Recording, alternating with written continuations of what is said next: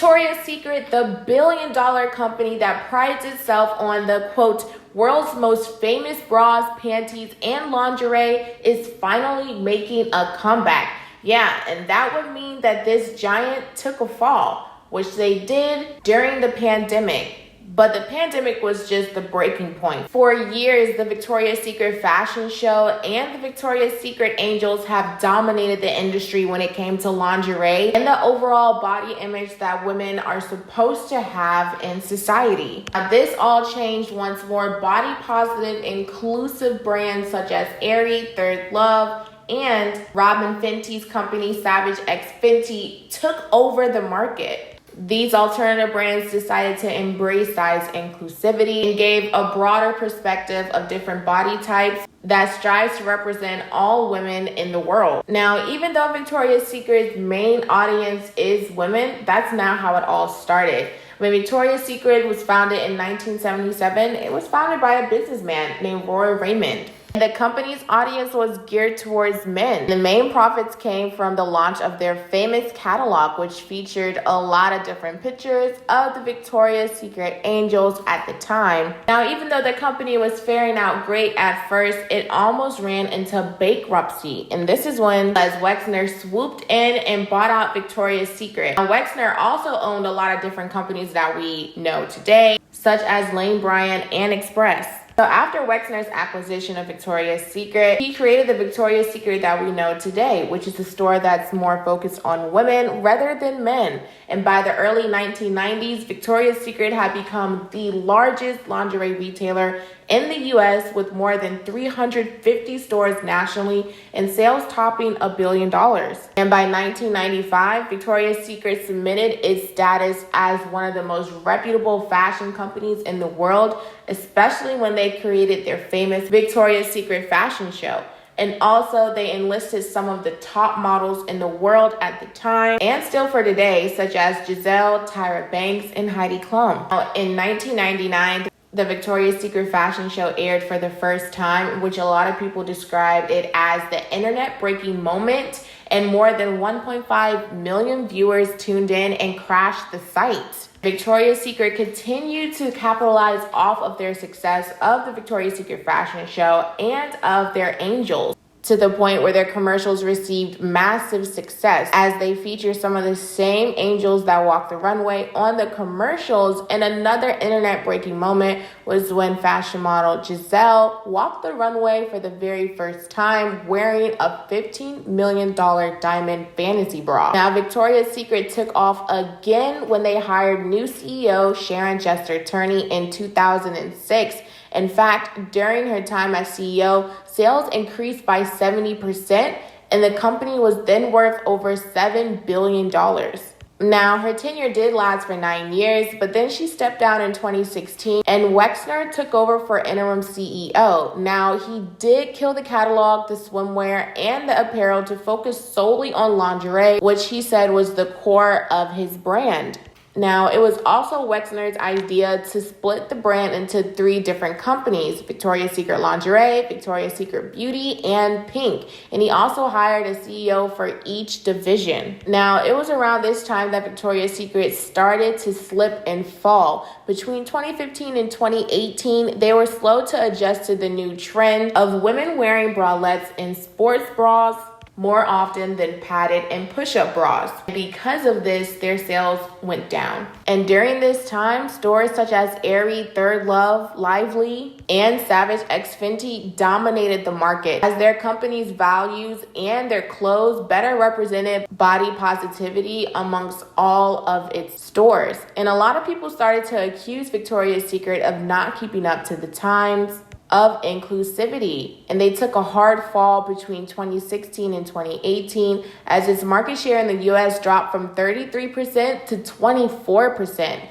a lot of shoppers complained that the quality of its underwear had slipped. In fact, one of its biggest assets, which was their brand Pink, also began to struggle. Sales slipped, and they had to heavily discount all of their items just to get people into the store. And the big hammer on the nail was when their annual fashion show started to draw criticism for being outdated, and the viewership also slipped. once known for having millions of viewers, could barely meet the mark. In fact, in November 2018, the founder of Victoria's Secret Angels and the Victoria's Secret fashion show set the internet on fire when he made a controversial comment about transgender and plus-size models. Razik said in an interview with Vogue that he didn't think the show should feature transsexuals because the show is a, quote, fantasy.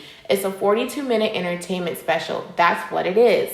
Now, a lot of people said that he should have stepped down, but instead of him, the CEO of Victoria's Secret Lingerie, Jan Singer, took the hit, and she stepped down herself. Now, when Mahez took over the role, the store sales at Victoria's Secret were down 3% in 2018, and they were still losing a huge market share to new companies. Shout out to Robyn Fenty. Not only that, but he was dealing with angry shareholders and activists that were claiming that Victoria's Secret was outdated and that they had to totally revamp their brand in order to stay relevant and alive. In fact, activist shareholder Barrington Capital sent a letter to CEO Wexner laying out recommendations on how they could improve his company in order to unlock substantial value. Now, in the letter, the Barrington CEO said, and I quote, "Victoria's Secret's brand image is starting to appear to many as being outdated and even a bit tone deaf by failing to be aligned with women's evolving attitudes towards beauty, diversity, and inclusion." And when Barrington called out this lack of diversity to the board of directors at Victoria's Secret. And it's also good to note that at that time for the board of directors, out of 11 members, 9 were men. Yeah, so that means only 2 women were on the board for Victoria's Secret, a company that marketed solely to women. Very interesting if you ask me. Anyways, Victoria's Secret took this criticism to heart and they appointed 2 new female board directors, which that means there were 9 men and 4 women on the board of directors for Victoria's Secret. Again, a company curtailed to women. Interesting. Now, they also hired a more body-inclusive model, Hungarian model Barbara Palvin. Even though a lot of critics said that she wasn't a plus-size model, fans praised the company for its decision to hire her because Victoria's Secret was finally introducing body inclusivity into their brand. And they also hired its first openly transgender model. Her name is Valentino Sampaio. And on that same exact day, Wexner announced that Razik would be resigning in the middle of August in a memo sent out to all employees. So that was a win for a lot of activists, especially since he wasn't immediately fired when he made those remarks. And in November of 2018, the company confirmed that it had officially canceled its runway fashion show that year. Wexner said that he was rethinking how the Victoria's Secret fashion show should go and if the fashion show should even continue for future years. Just when it seemed like Victoria's Secret was going in the right direction, Wexner, the CEO of Victoria's Secret, and the company were found to be linked to the convicted sex offender Jeffrey Epstein. Now, Epstein managed Wexner's money for several years, and in fact, some say that he tried to meddle in Victoria's Secret's business and also tried to coerce the models to actually be with him. And because of this, in February 2020, Wexner had to step down.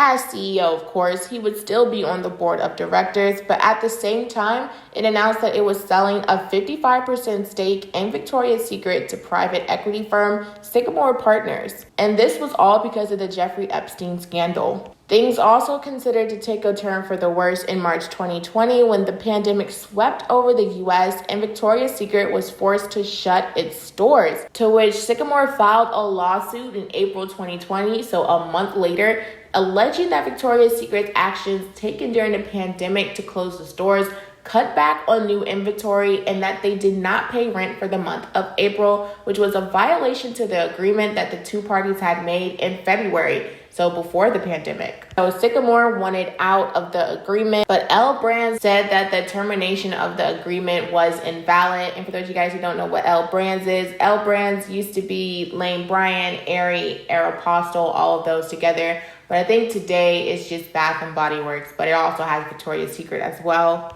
So Sycamore wanted out of the contract, but L Brands said that that was invalid. But on May 4th, 2020, L Brands announced that the deal with Sycamore had officially fallen apart. L Brands said that it had come to a mutual agreement with Sycamore to terminate the deal, and that now the direction moving forward for Victoria's Secret was implementing significant cost reduction actions and performance improvements at Victoria's Secret.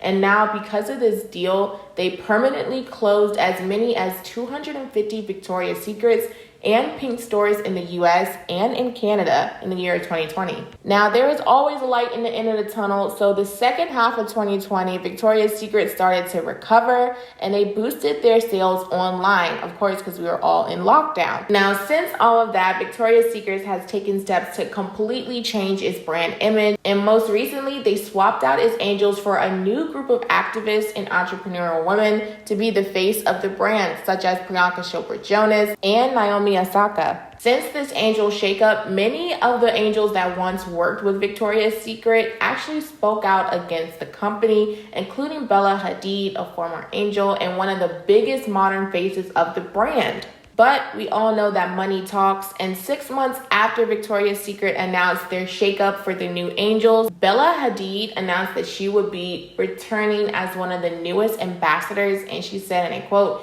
she feels confident about its new direction. It has been a few years since I've done anything with Victoria's Secret. What magnetized me to come back was them coming to me and really proving to me that behind the scenes, Victoria's Secret has changed so drastically. Now she joins 9 other members, including Hailey Bieber and of course Priyanka and Naomi, to serve as part of the brand's new VS Collective, a group of trailblazing ambassadors committed to champion the brand and promoting greater diversity and inclusion. Now, Gigi continued to say, and I quote, there was a type of way that I think a lot of us women who used to work with Victoria's Secret felt, and now 6 of the 7 VS board members are all female. There's new photo shoot protocols that we have, so a lot has changed. I feel like the world really deserves a brand like Victoria's Secret and to also feel represented by it as well. She also said, it took me almost a year and a half to take the meeting with them. Even having the conversation was very complicated for me because of the way that I had felt in the past. Now, we all know that Hadid served as a Victoria's Secret angel from 2016 to 2018, but she finally stepped down in 2020 when her and a lot of other models came forward to report sexual misconduct by Razek. And she said that after several presentations that Victoria's Secret gave to her, claiming that they were going to move forward with not only body diversity, but diversity of women in general, she decided that she would be up to work for them again. Well, I guess that is a testimony for the changes that Victoria's Secret is actually going through today, as they are reclaiming their comeback and they're saying that they're stronger and better than ever as a company. They also touted that they're no longer just a lingerie company, but they also are a company that promotes body diversity and diversity of women in general. So what do you guys think about the rise and fall of Victoria's Secret? And what do you guys think about their comeback? Do you guys think that they'll come back stronger and better than ever now that they're finally keeping up with the times of society? Let me know what you guys think in the comments below. Make sure to like and subscribe for some more Taylor Talks. And as I always say, stay safe. See ya.